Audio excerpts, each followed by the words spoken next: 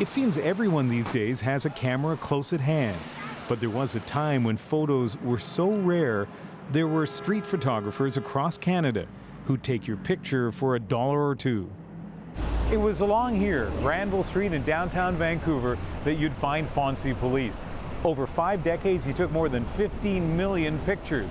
And now, 30 years after his retirement, Foncie's photos are again the talk of the town. The Museum of Vancouver has just opened this exhibit featuring Foncie's homemade camera and his photos.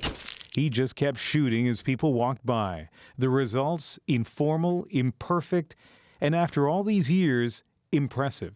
One of the things I love about these photos is how unartful they are. Unartful. Unartful. It may not be art, but curator JOAN SEIDL says it is history. Vancouver stories real and imagined. What is it about these pictures that you like so much? Well, I think that it's the variety, but it's also impossible, I find, to look at them without starting inventing lives for these people. Somehow, for me, they just elicit stories. So, I mean, she's got her hair all dolled up. This lady's had a rotten day at work. You know, it's just impossible. And you know, you want to know who these people are. This was Foncie in the 1970s, a familiar face to generations of residents and visitors. For the most part, even if they don't remember the name, they remember that guy. And somewhere in the back of a drawer or in the bottom of a box, there's going to be one of his photographs. Ivan Sayers worked at the museum 30 years ago when he asked the newly retired photographer for his camera. He insisted that no one would care, and I persuaded him that, in fact, it was an opportunity for the museum to have an artifact that related to local history. He had documented candid life, not fashion plates, not news items, not car accidents and things like that, but everyday life. Everyday moments that became lifetime memories. And this is a photograph of my parents and myself on Granville Street, probably in about 1950. And we just started our day of shopping in the city. And I have just announced to my parents that I need to go to the bathroom. And they are arguing over whose responsibility it was to make sure that that was taken care of before we left.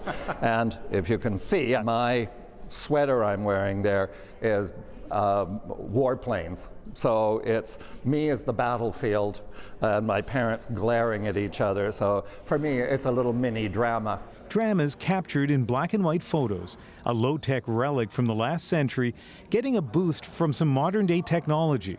This website was set up by a filmmaker doing a documentary on Foncie. For families, finding the old photos, scanning them, uploading to the website has had an unexpected result.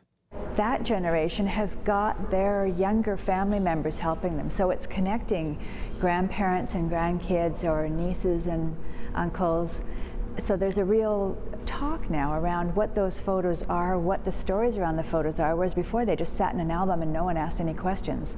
And for DIANE FRUTTAROL, digging out old pictures has dug up some fond memories. That's her when she was a teenager. Even better, she found this picture of her late dad when he was just 18 years old, having just fled the Soviet Union. Foncie gave me the most wonderful thing. He gave me my dad, you know, so alive, and he gave him back to me. And it's just the way I want to remember him.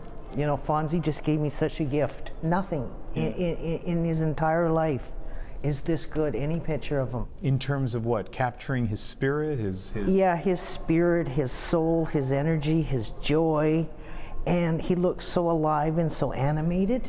And there are more of Foncie's gifts to be discovered.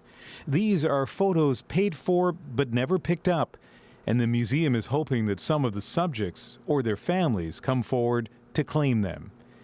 Ian Hannamansing, CBC News, Vancouver.